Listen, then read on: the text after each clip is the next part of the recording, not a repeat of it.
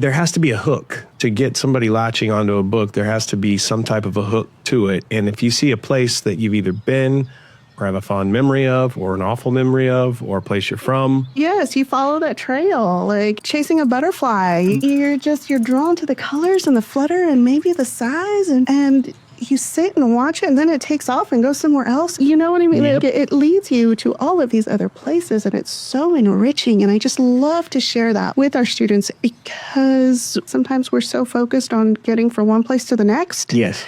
I am really tied to the land and to nature, but I also think that's because of how I grew up. That was the voice of Tammy Gonzalez, Program Director for the Center for the Study of the Southwest at Texas State University and Associate Editor for Southwestern American Literature and Texas Books and Review. Tammy has spent years working at the intersection of land, memory, and culture, helping preserve Texas stories not as academic artifacts, but as something lived, shared, and carried forward. In this episode, we're exploring some of Texas literature's most enduring voices in the land that shaped the stories they told. But before we talk about books, before authors and titles, I want to start with two simpler questions. Why do some stories stay rooted in the land while others disappear? And why does Texas keep returning again and again to land, memory, and myth? From prairie winds to courthouse doors, these tales run deep to the Texas core. With Texas tales, there's always more.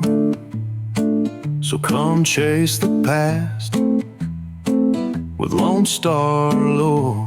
For a lot of Texans, that trail begins with land, not as scenery, but as memory. And for generations of readers, no one captured that better than Texas author John Graves. To understand why, we turn now to Joleene Maddox Snider. The history major was only 20 when her Texas history professor advised her to read a book by a man named John Graves, entitled Goodbye to a River. The professor, William C. Poole, called it, quote, maybe the best book written about Texas, unquote.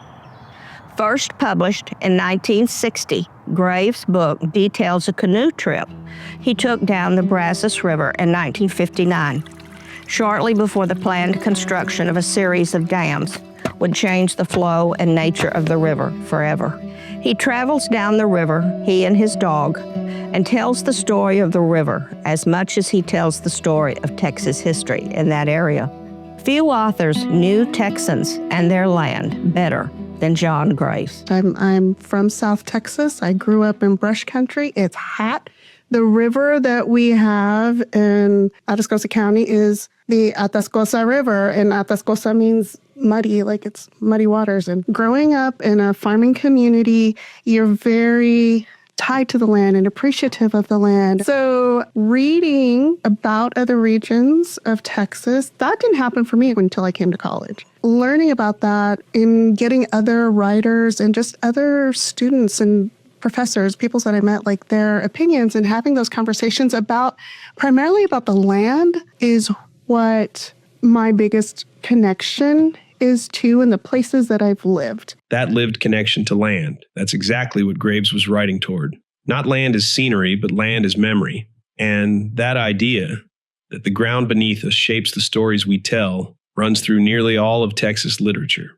The Brazos River country is tough country to make a living in for folks. The topsoil is thin to none in places, covered with rocks, constantly short on rainfall, hilly and stingy with its produce. Its early history, before 1880, was littered with tales of Comanche, Kiowa, and Apache attacks that wiped out entire families sometimes. Other times, the native people slaughtered a few of the inhabitants, but stole so many cattle and horses, there weren't enough decent horses left in some counties to give chase to the thieves. Way back in the old days, when the first Anglos came into Texas, it was home to wolves, bear, bison, and some big cats. But those carnivores were mostly gone by the time Graves grew up in the Brazos River country. There were some farmers, many growing hay for their cattle, a garden for vegetables, but mostly raising cattle and goats. Deer were plentiful, And so was about every sort of pesky critter that inhabitants hated, armadillos, coons, possums among them. But there was something about the land that got under people's skins. They left as youngsters to seek fame and fortune, but kept coming back as mature or older people. That attachment to the dirt, trees, hills, forests, rivers, lakes, creeks, valleys, plains and pastures of Texas has also bred a literature of the state carried along in the citizens' heads by the dry, hot winds that sometimes cross the state with the pickup trucks, horse trailers, and Cadillacs. For Graves, writing about Texas wasn't just an act of nostalgia. It was about responsibility, about what it means to live on land, use it, and still care for it. And even when he was wrestling with ideas that heavy, he had a way of approaching them with humor and humility. Just listen to this quote from Goodbye to a River. If much of a future remains to mankind on this planet, a good moot point, of course, it probably rests largely in the hands of old farts of whatever age or size or color or sex or wealth or class or profession or level of educational bliss. For the mark and sign of a true hydrogen sulfide old fart is this, that while he knows men must use the earth, he knows too that it matters for its own sake. Graves's work certainly has its claim to best in Texas. A book Graves wrote in 1974, Hardscrabble, deserves its place in the pantheon of Texas best books. Hardscrabble, Observations on a Patch of Land, is Graves' sometimes love-hate relationship with several pieces of land he bought, built on, ranched, and farmed in his later years in Somervell County, Texas. Hardscrabble is a different kind of book from Goodbye to a River. It is more philosophical and introspective, but it is the language that really distinguished it from his earlier book. The language, the prose on the page, is enough to take your breath away. It is full of description, nostalgia, warmth, comfort, and closeness to the earth that make you think you can actually smell the cedar logs burning in the rock fireplace. But it is more than that. In simple terms, it is just plain gorgeous. So gorgeous and luscious it rolls off the tongue and sweetens the lips, with a mastery of language rarely encountered in a book about a hard, sometimes unforgiving chunk of land in Texas. So what other books can compete with Graves's works? Well, actually, quite a few have some claim to that corner of Texas history and its literature. Surprisingly, Texans have produced a lot of good to superior literature. Granted, none of them are Moby Dick, but a number of them aren't too shabby either. What they don't have is a good regional press that produces the literature of this state. If works that are not picked up by agents in the New York literati and publishing companies there, then they are deemed regional at best, provincial and parochial at worst. Quaint, but not capable of speaking to a larger audience on more expansive themes. For much of the 20th century, American literature was filtered through a narrow set of cultural gates, places like New York and Boston, where decisions about what mattered were often made far from the land being written about. And when stories came out of Texas, rooted in soil, labor, heat, distance, they were frequently dismissed with a single word: provincial. Not because the ideas were small, but because the place was misunderstood, and stories deeply tied to Texas were judged as incapable of speaking to anything larger.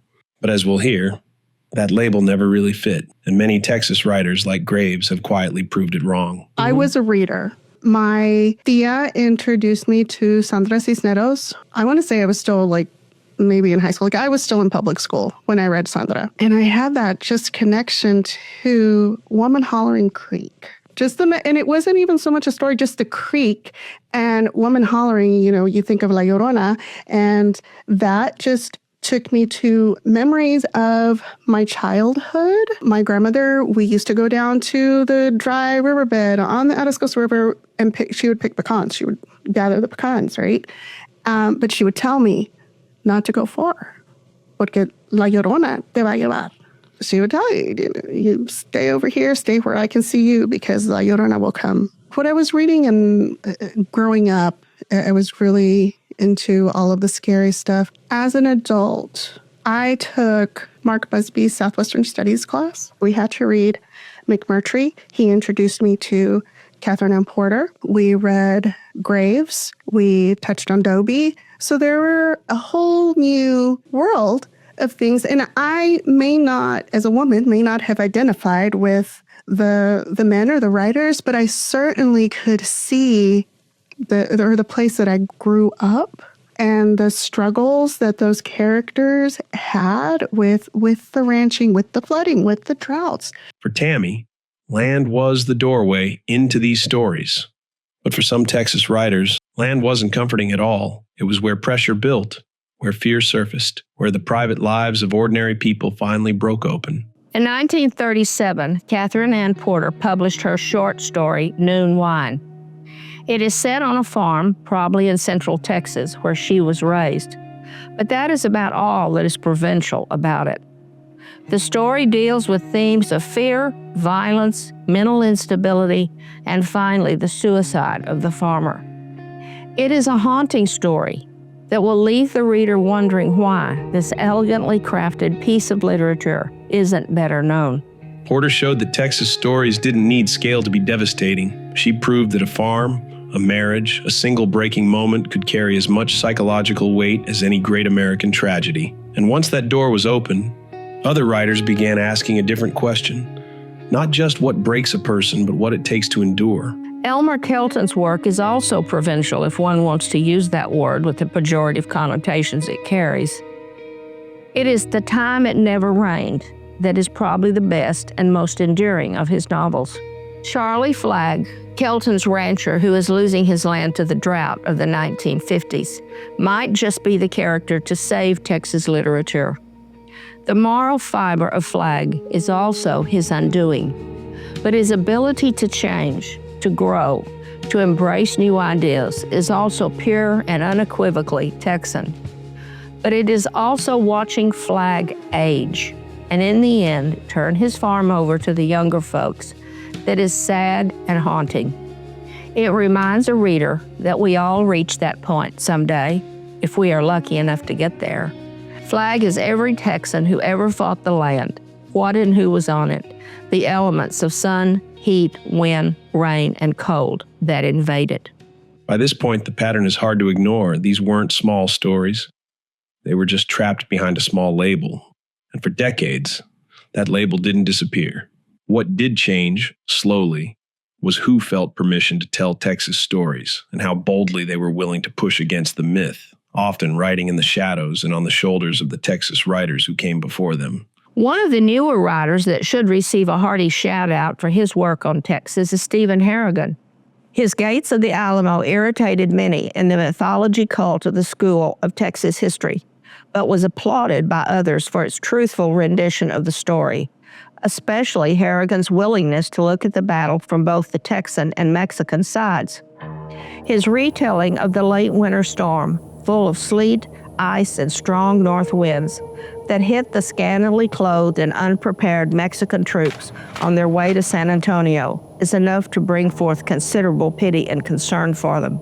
Add that to the scenes of human carnage a cannonball can do to men on both sides, and you have a very realistic retelling of the battle. Just a few years ago, Harrigan followed his body of work up with what might be called his magnum opus.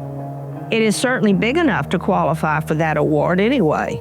At over 600 pages, it is a monumental achievement in the full history of the state of Texas category. Entitled Big Beautiful Thing, a title that came from artist Georgia O'Keeffe, Harrigan gives us a history of the state that is comprehensive, beautifully researched, and nearly perfectly written. And here's the most remarkable thing about it. Big Beautiful Thing is a big, beautiful read. Harrigan was writing to non-academic Texans, and he realized the beauty of telling good stories. From the inception of this podcast series, Joleene has been clear about one thing. History doesn't have to be boring. It should engage us while reminding us that history belongs to the people who lived it. And that's exactly what writers like Harrigan have been doing. They aren't just inheriting the land, they are re-examining its stories and deciding which ones still needed to be told. Elizabeth Crook needs to be in here too. She has an interesting lineage. She is the daughter of Eleanor Butt Crook and the granddaughter of Florence Butt. So the next time you are unpacking your groceries, which likely came from H-E-B, raise a container of tomatoes, a canned vegetable or two, to the women of the Butt Crook family. Elizabeth Crook is the author of 6 books, including The Witchway Tree, The Night Journal, and The Madstone. Her first book, which remains a favorite of many Texans, is The Raven's Bride, in which Crook spins the story of Sam Houston's ill-fated first marriage to Eliza Allen.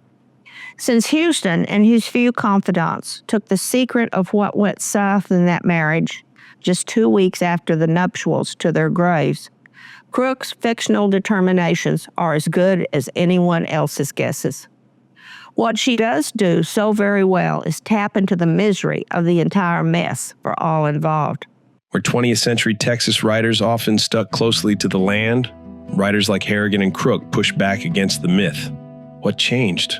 Whatever it was certainly had nothing to do with the depth of Texas literature. Pick up books by any of the writers you've learned about today, and you'll quickly see that these weren't provincial stories. They were just trapped behind a provincial idea.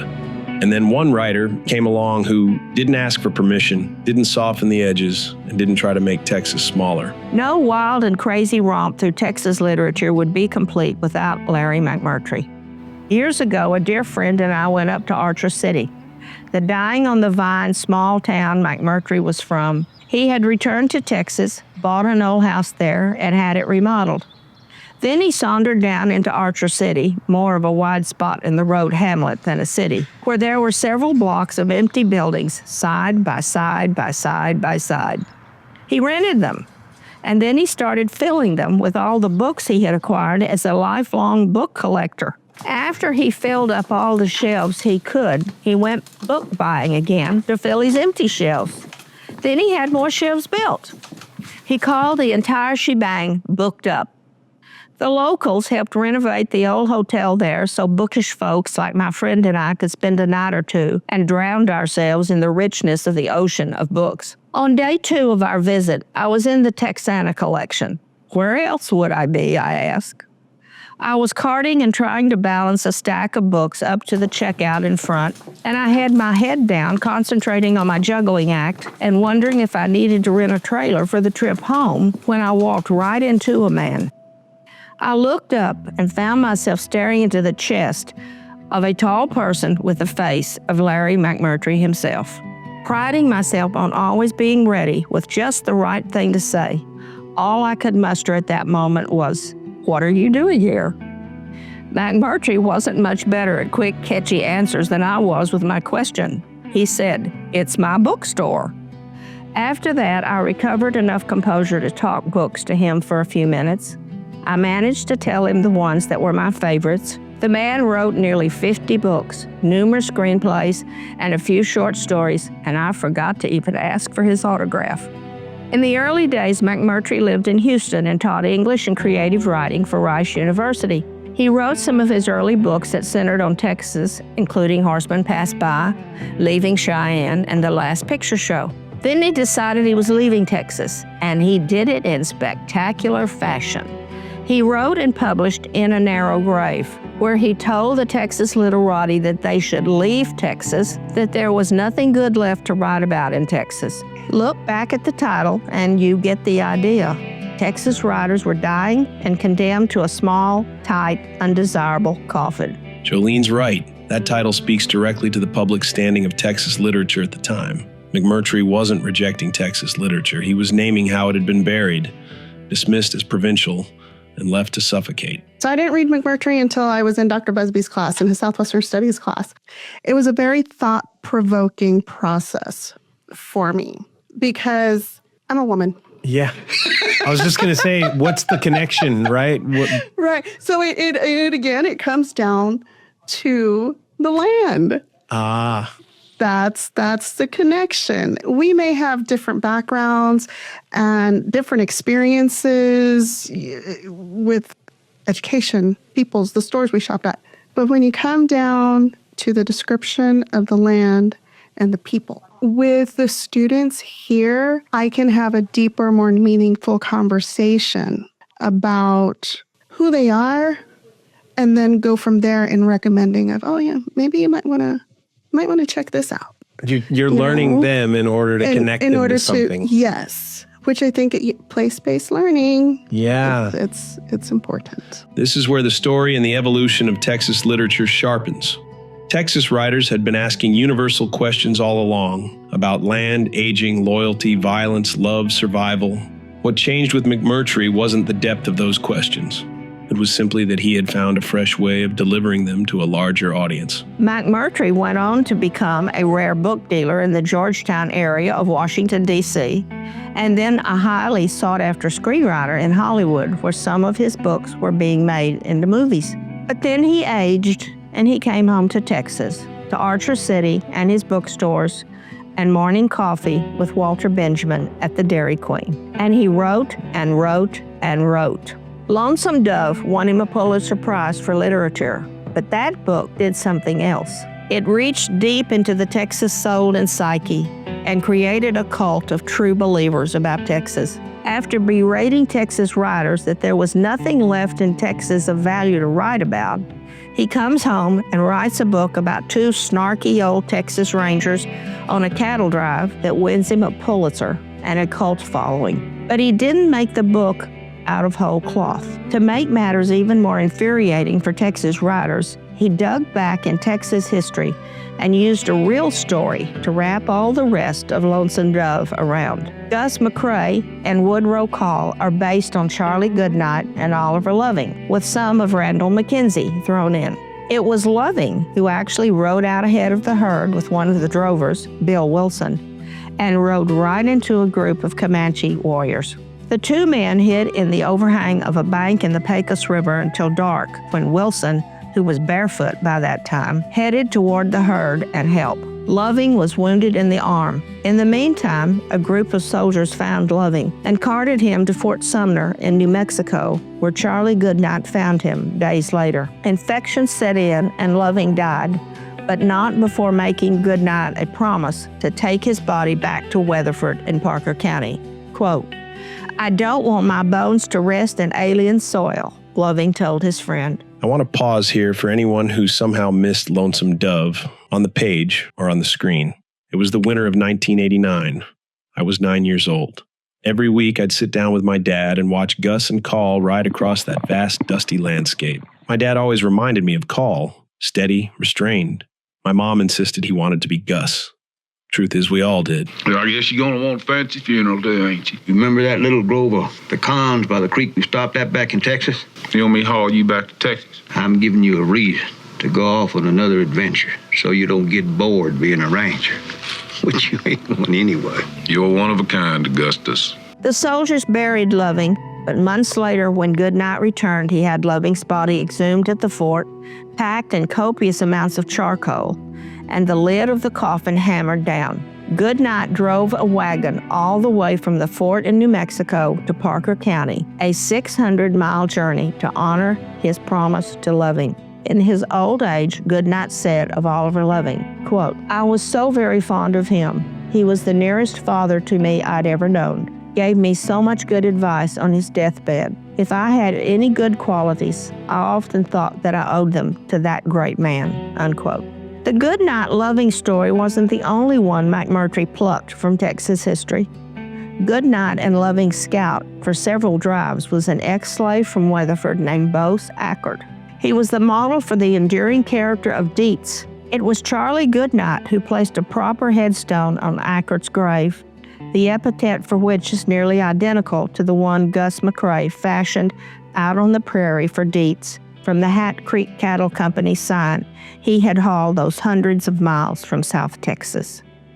This is hardly a complete list. Many a Texas author has dipped his pen in the inkwell of Texas history and produced some fair to middling literature.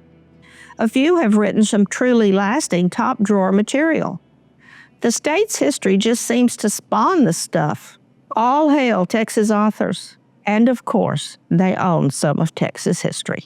As Texas stories passed through Washington, Hollywood, and the national press, they stopped being labeled provincial and started being recognized for what they had always been. And maybe that's why there's been a national resurgence in stories rooted in the American West. That kind of recognition doesn't happen on its own. It happens because people, teachers, editors, archivists, and storytellers keep these works alive, not as relics, but as living conversations. That's why I want to thank Tammy Gonzalez for her insight, her generosity, and for the work she does helping people find their way into stories they may not have known belonged to them. And a huge thank you to Texas State University and the Center for the Study of the Southwest, not just for their support for this series, but also for keeping history grounded in place, community, and lived experience. From prairie winds to courthouse doors, these tales run deep to the Texas core. With Texas tales, there's always more. So come chase the past with Lone Star Lore.